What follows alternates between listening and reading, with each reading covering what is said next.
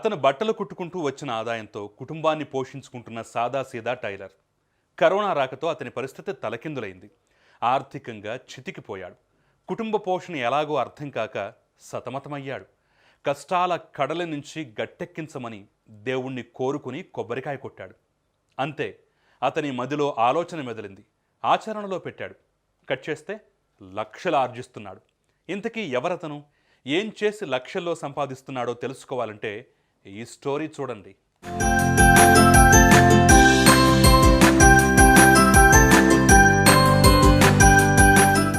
పిచ్చేటి ప్రసాద్ది తెలంగాణ రాష్ట్రం కొత్తగూడెం పట్టణం గాజుల రాజం బస్తీ. స్థానికంగా టైలరింగ్ పని చేసుకుంటూ జీవనం సాగించేవాడు. బట్టలు కుట్టడంతో పాటు కుట్టు మిషన్లు రిపేర్ చేస్తూ వచ్చిన ఆదాయంతో కుటుంబాన్ని పోషించడమే ఆయనకు తెలుసు. దాదాపు 12 ఏళ్ల పాటు సాఫీగా సాగిన అతడి సంసారం కరోనాతో ఒక్కసారిగా కుదేలయింది. శుభకార్యాలు లేక అతడి దగ్గరకు వచ్చే కస్టమర్ల సంఖ్య క్రమంగా పడిపోయింది. దాంతో ఆర్థిక సమస్యలు ప్రసాద్ను చుట్టుముట్టాయి. ఓవైపు కరోనా కల్లోలం, మరోవైపు ఆర్థిక సంక్షోభం. అయినా అతను ఏమాత్రం కుంగిపోలేదు.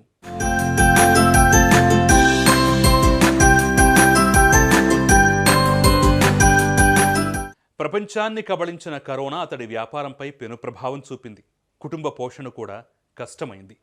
ఆ క్రమంలో ఆర్థికంగా చితికిపోయిన ప్రసాద్ ప్రత్యామ్నాయ మార్గాలను అన్వేషించాడు.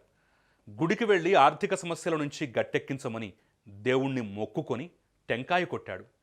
కొబ్బరికాయ పగలడంతోనే అతని బుర్రలో ఓ ఆలోచన తొలిచింది. అప్పుడొచ్చిన ఆ ఆలోచనే ప్రస్తుతం ప్రసాద్ను సమస్యల సుడిగుండం నుంచి బయటపడేసింది. అదే కొబ్బరి చిప్పల వ్యాపారం.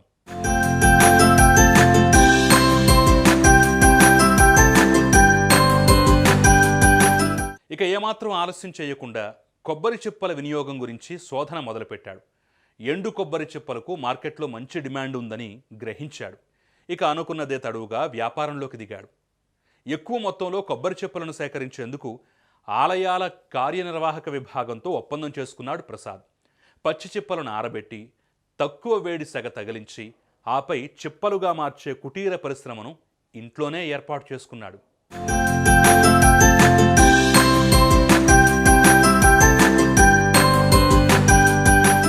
తన శ్రమను కష్టాన్ని పెట్టుబడిగా పెట్టి సరికొత్త ప్రయాణం ఆరంభించాడు. ఎండు కొబ్బరిని కొనుగోలు చేసే పరిశ్రమలతో ఒప్పందం చేసుకున్నాడు. అందుకోసం ఆంధ్ర, కేరళలోని పలు ప్రాంతాలు తిరిగాడు. ఎట్టకేలకు కొన్ని ఖాతాలను సంపాదించాడు. ఇక ప్రతి నెల టన్నుల్లో వారికి ఎండు కొబ్బరిని సరఫరా చేస్తూ మరో 2 ఉపాధి కల్పించే స్థాయికి ఎదిగాడు.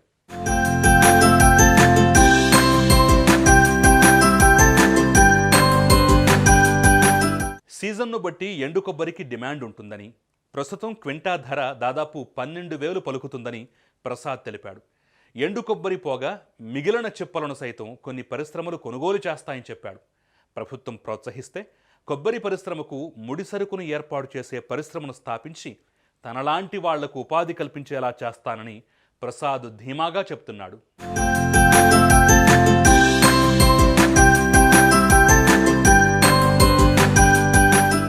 మొక్కవోని దీక్షతో కృషిని నమ్ముకుని ఆత్మవిశ్వాసాన్ని ఆయుధంగా చేసుకుని అంచెలంచెలుగా ఎదుగుతూ లక్షల్లో సంపాదిస్తున్నాడు పిచ్చేటి ప్రసాద్. కొబ్బరి చిప్పల వ్యాపారంతో కొబ్బరి ప్రసాద్గా ఆ ప్రాంత వాసులకు సుపరిచితుడయ్యాడు.